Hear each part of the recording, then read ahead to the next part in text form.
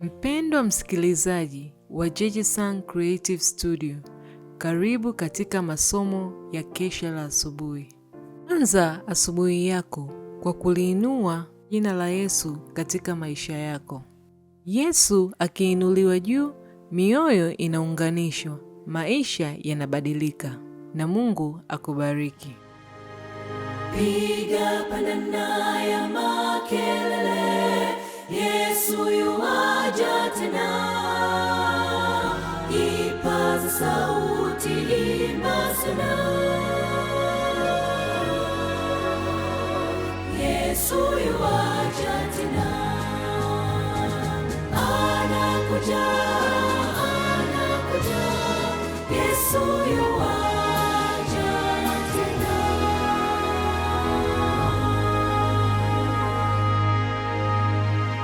Ikiwa ni Disemba 26, somo linasema Mungu hata wasahau watoto wake. Tuombe.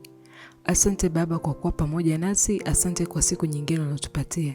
Tunapoenda kutafakari maneno yako, tufundishe sana mapenzi yako, tunaomba kwa Yesu Kristo, amina. Zekaria 2 mstari wa 8 unasema, maana yeye awagusaye ninyi aigusa mboni ya jicho lake. Wakati amri itakayotolewa na watawala mbalimbali wa ulimwengu wa Kikristo dhidi ya watunza amri itakapoondoa ulinzi wa serikali na kuwaachia mikononi mwa wale wanaotamani kuwaua, watu wa Mungu watakimbia kutoka mijini na vijijini na watajiunga pamoja katika vikundi, wakiishi katika maeneo ya mbali na yaliyojificha. Wengi watajificha katika ngome za milima, kama Wakristo wa mabonde ya Piedmont. Watatumia vilele vya milima kuwa maficho na watamshukuru Mungu kwa ajili ya ngome ya majabali. Utasoma Isaya 33 na mstari wa 16.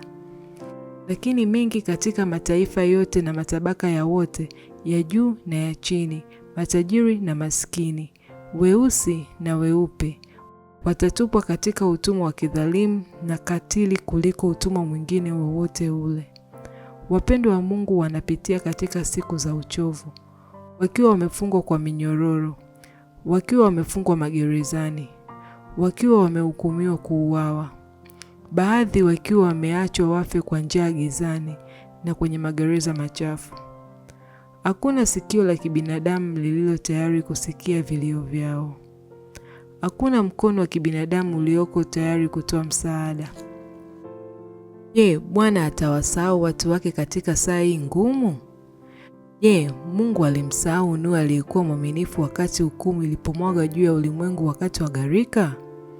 Je, Mungu alimsahau Lutu wakati moto uliposhuka kutoka mbinguni kuiteketeza miji ya uwandani? Je, Mungu alimsahau Yusufu alipokuwa amezungukwa na waabudu sanamu wa Misri? Je, Mungu alimsahau Elia wakati wa kiapo cha Yezebel kilipomtisha baada ya kuuawa manabii wa Baali? Je, Mungu alimsahau Yeremia katika shimo lenye giza na kina kirefu la nyumba ya gereza lake?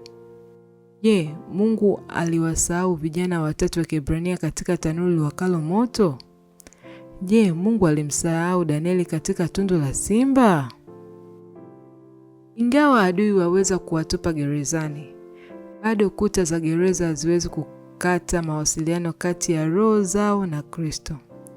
Yeye aonaye kila udhaifu wa moyo, yeye ajuaye kila jaribu lao, yuko juu ya mamlaka zote za kidunia, na malaika watawatembelea katika vyumba vyao vya upweke, kuwaletea nuru na amani kutoka mbinguni.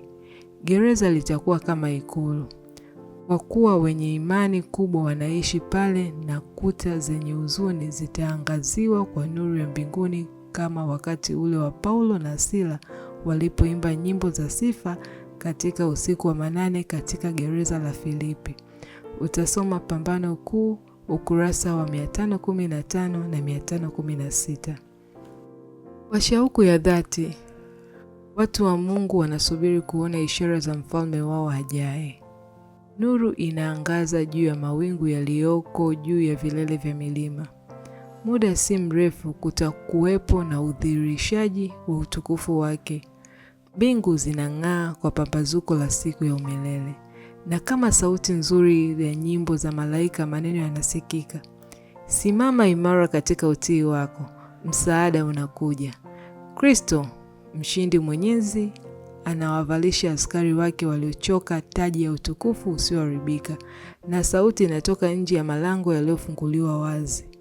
Vita yako si dhidi ya maadui ambao hawajajaribiwa.